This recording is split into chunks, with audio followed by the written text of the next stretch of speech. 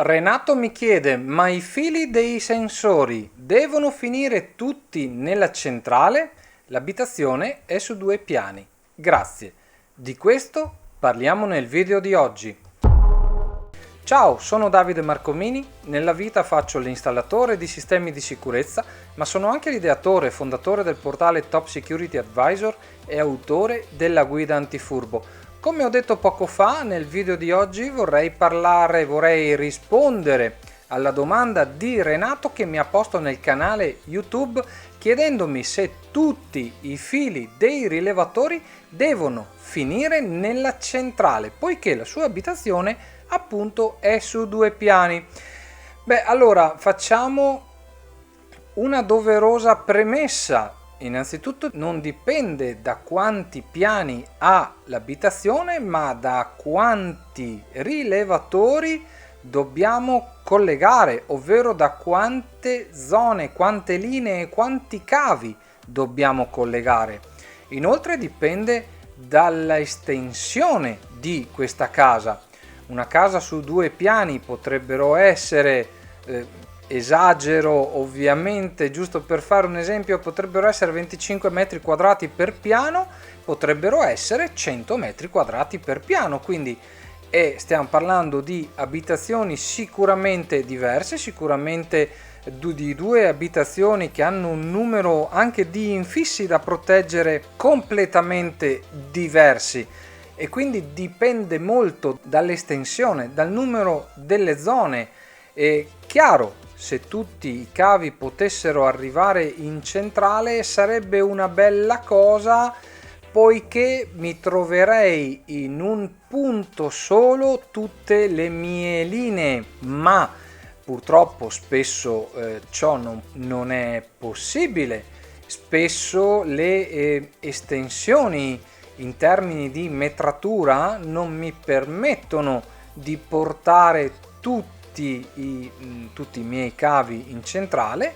Il numero dei cavi stessi non mi permette di portarli tutti in centrale, perché se io avessi ad esempio un'abitazione con 200 zone non potrei portare 200 cavi tutti in centrale.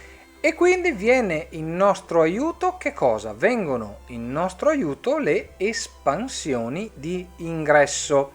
Che cosa sono le espansioni di ingresso? Le espansioni di ingresso sono dei moduli simile a questo. Ora io te ne mostro uno di Axel, ma qualsiasi produttore ormai ha a catalogo centrali espandibili, di conseguenza ha a catalogo espansioni di ingresso come questa. Come ci vengono in aiuto le espansioni di ingresso? Le espansioni di ingresso vengono collegate al bus seriale, tipicamente RS485 della nostra centrale.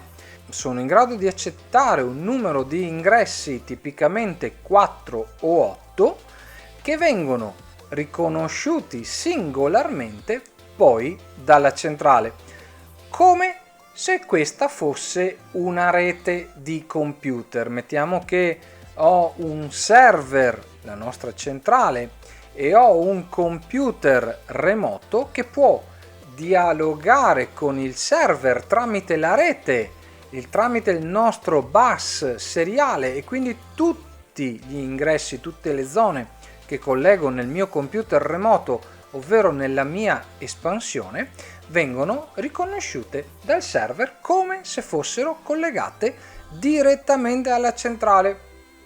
Questo mi offre un ulteriore vantaggio. Oltre al risparmio del rame, posso anche alimentare remotamente tutti i miei rilevatori, le mie barriere o quant'altro che possano essere, e così avrò meno caduta di tensione lungo le linee. Attenzione però, le espansioni vanno posizionate in modo corretto, in modo che siano quanto più protette da che cosa? Da possibili infiltrazioni di umidità, ovviamente, quindi sì alle cassette di derivazione, ma solo a certe condizioni e sì alle cassette di derivazione, ma solo se riesco a proteggerle, poiché l'umidità, le infiltrazioni di acqua, la condensa, ma anche le lumachine se siamo in campagna o se siamo al pian terreno possono entrare attraverso i tubi e andare a danneggiarmi le espansioni, come succede per i cancelli automatici, ad esempio.